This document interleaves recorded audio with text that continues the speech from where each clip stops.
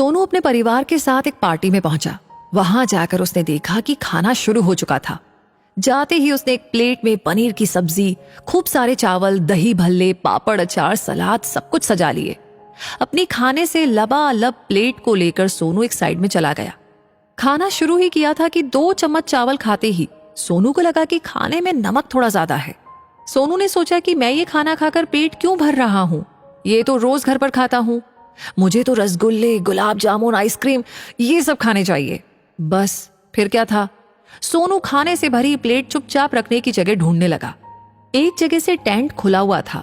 सोनू ने नजरें बचाकर टेंट से बाहर जाकर वो प्लेट रख दी और चुपचाप टेंट के अंदर आ गया।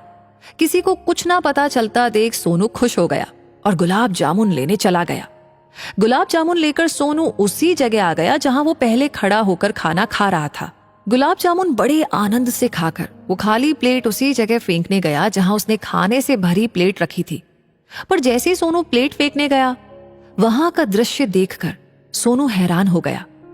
सोनू ने देखा कि जो प्लेट उसने वहां पर रखी थी, उसमें रखे खाने को एक बच्चा खा रहा था। सोनू ने बच्चे को देखकर कहा, ए बच्चे, ये क्या कर रहे हो? बच्चा डर गया और सोनू के पांव में आकर गिर गया और कहने लगा, खाने दो ना भैया, मैंने 3 दिन से कुछ नहीं खाया है, मैं आपके पांव पड़ता हूं। सोनू की आंखें भर आई। वो बच्चे के पास बैठा और बोला, बेटा ये खाना जमीन पर गिरकर खराब हो गया है और देखो इसमें नमक भी तो ज्यादा है। बच्चा रोने लगा, भैया आपके लिए खाना जैसा भी हो, पर मुझे तो इस समय ये मेरी जिंदगी लग रहा है, खाने दो ना भैया। सोनू के आंसू रोके नहीं रुक रहे थे। सोनू ने उससे कहा, गुलाब जामुन खाओगे, लाऊं तुम्हारे लिए? बच्चा बोला, नहीं भैया, मेरे लिए तो यही बहुत है। सोनू रोने लगा। उसे रोता देख बच्चा हंसा और बोला, भैया आप क्यों रोते हो? आप जैसे किस्मत वालों को रोना शोभा नहीं देता। मैं किस्मत वाला कैसे? सोनू ने बड़ी हैरानी से पूछा।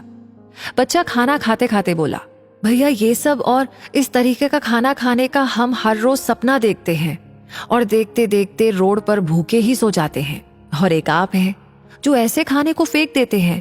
तो हुए ना आप किस्मत वाले?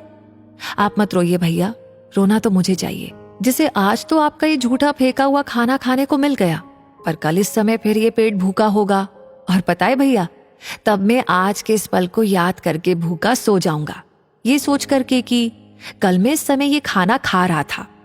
आप कल इस समय फिर से अच्छा खाना खाएंगे, पर मैं नहीं, मैं फिर भूखा तड़पूंगा, इसलिए रोना तो मुझे चाहिए, आपको नहीं।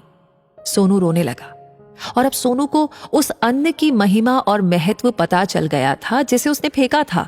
सोनू ने कहा, रुक, मैं तेरे लिए गुलाब जामुन लेकर आता हूं। बच्चे ने जाते सोनू को रोका और कहा, भैया अगर कृपा करनी ही है तो मुझे ये खाना घर ले जाने दीजिए, मेरी माँ हमेशा मुझे खिलाकर ही खाती है। सोचिए, मैंने 3 दिन से खाना नहीं खाया तो मेरी माँ भी 3 दिन से ही भूखी होगी, क्या मैं ये अपनी माँ के लिए ले जाऊं? सोनू गया और उसके लिए खूब सारा खाना लाया और उसे दे दिया। वो बच्चा तो चला गया, पर अब जब भी सोनू खाना खाता और उसे उसका स्वाद अच्छा ना लगता, तो खाने की प्लेट वापस करने से पहले ही उसके आगे वो बच्चा आ जाता जो उससे कहता, देखो भैया, हो ना आप किस्मत वाले, मैं तो आज भी भूखा हूं और आपको खाना मिल रहा है, तो आप उसका आदर नहीं कर रहे हो। ये सुनते ही सोनू खाने को सिर माथे लगाता और भगवान का शुक्रिया कर उसे खाता। इसलिए हमेशा अन्न का आदर कीजिए।